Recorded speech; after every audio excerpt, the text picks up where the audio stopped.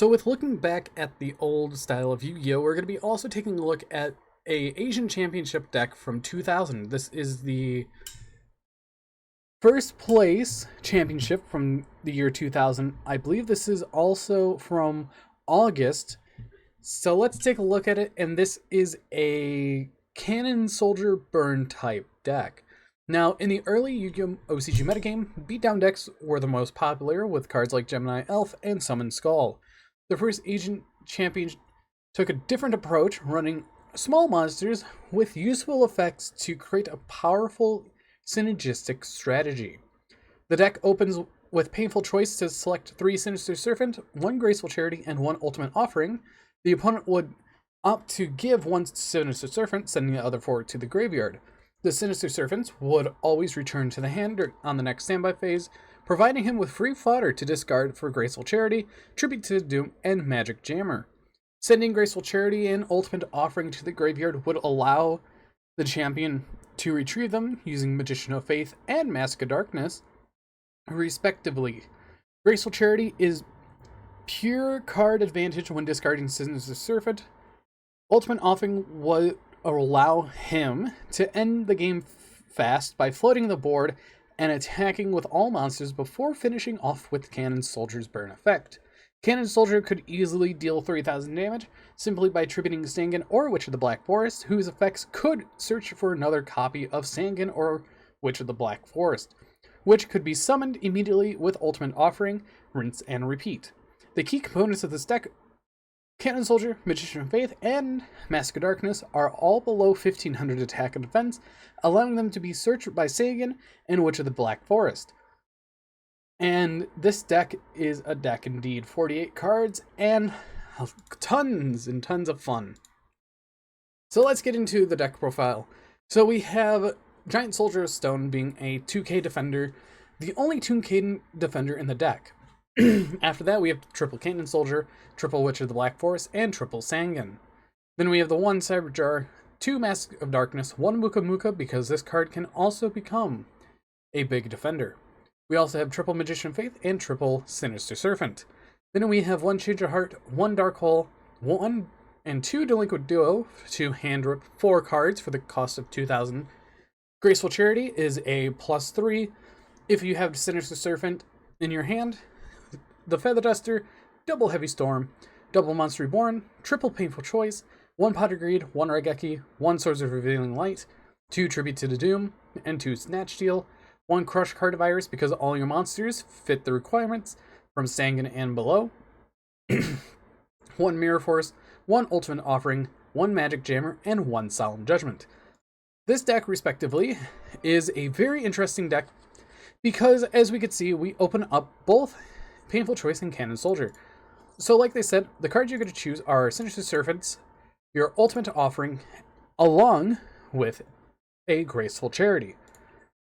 We select all 5, they choose the Sinister Serpent, the rest go to the grave, and then we just set our Mask of Darkness and pass the turn. After this, we see they're going to attack, we're going to grab our Ultimate Offering back to our hand, and then opponent's going to pass turn. We draw into a Cyber Jar, but we're going to do double Sinister Serpent to get them back. Afterwards, we're going to be setting our lovely friend Cyber Jar, along with Ultimate Offering, activating Tribute to Doom, sending the Sinister Serpent to pop their monster.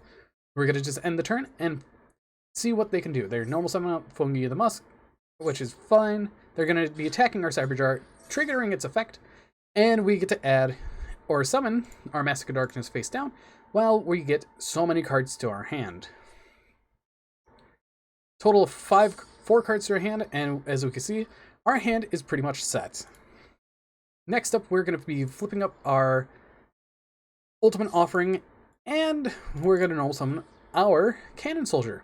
We're going to activate the effect of Ultimate Offering, normal summoning out our Witch of the Black Forest, using Cannon Soldier to burn for 500. And then we're going to be searching out another Witch of the Black Forest. As you can see, we're just going to be paying 500, summoning out a Witch of the Black Forest. It does not matter if it's face up or face down.